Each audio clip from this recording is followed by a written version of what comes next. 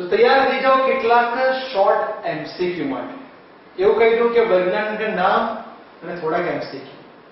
જેમ કે શરૂઆત કરી પહેલો એમસીક્યુ, કયા વૈજ્ઞાનિકે ગુરુત્વાકર્ષણના નિયમોને ભેગા કર્યા? આવડે? ગુરુત્વાકર્ષણ કે એટલે પહેલો વૈજ્ઞાનિક આવે ન્યૂટન. કયા વૈજ્ઞાનિકના મત અનુસાર વિદ્યુત અને ચુંબકીય અસર અલગ નથી, એક જ છે? તો એક નહીં, બે વૈજ્ઞાનિક હતા.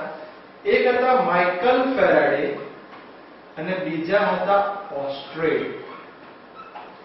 યાદ રાખજો કે વિદ્યુત અને ચુંબકની વાત આવે તો બે વૈજ્ઞાનિક, ફેરાડે અને ઓસ્ટ્રેલ. જ્યારે એક વૈજ્ઞાનિકે એવું સ્ટેટમેન્ટ આપ્યું કે પ્રકાશ એ વિદ્યુત ચુંબકીય તરંગ છે, એ વૈજ્ઞાનિકનું નામ હતું મેક્સવેલ.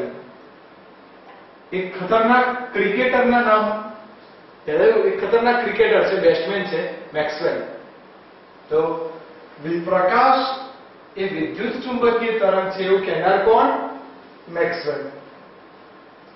વીક ન્યુક્લિયર બળ અને વિદ્યુત ચુંબકીય બળના કોમ્બિનેશન, સમન્વય, એને કહેવાય ઇલેક્ટ્રોવીક રિએક્શન. એક મિનિટ, થોડી જગ્યાના અભાવે આપણે વ્યવસ્થિત લખીએ. ઇલેક્ટ્રોવીક ઇન્ટરેક્શન. અને એની અંદર ત્રણ વૈજ્ઞાનિકોનો સમાવેશ થાય છે. એક સલામ ગ્લેશોવ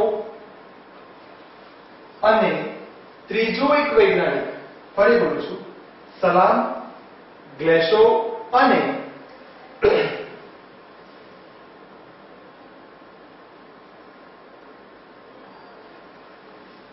તેમાં ત્રણ વૈજ્ઞાનિકોનો સમાવેશ થાય, સલામ, ગ્લેશોવ અને વેઇનબર્ગ.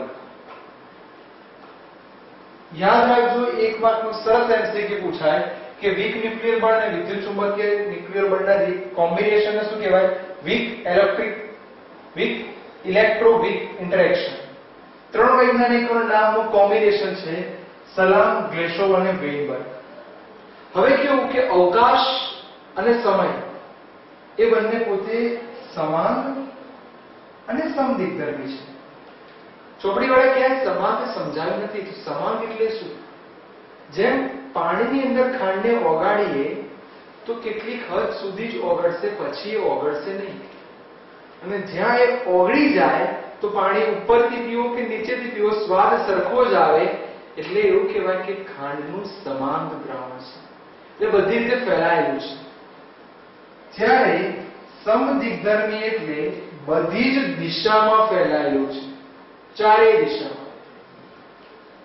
અહીં દરેક બિંદુ પાસે ગુણધર્મો સમાન. આ બંનેના કોમ્બિનેશન ઉપરથી ચાર સંરક્ષણના નિયમ છે. ચલો, ઊર્જા સંરક્ષણ, વિદ્યુતભાર સંરક્ષણ, રેખીય વેગમાન સંરક્ષણ અને કોણીય વેગમાન સંરક્ષણ. હું એવું કહી દઉં કે સમાન માધ્યમ કે અવકાશ કે એટલે સીધું રેખીય વેગમાન સંરક્ષણ. રેખીય વેગમાન સંરક્ષણ.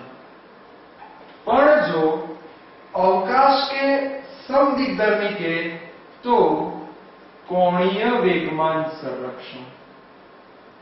ખાસ યાદ રાખજો કે કયા સંરક્ષણ માટે શું.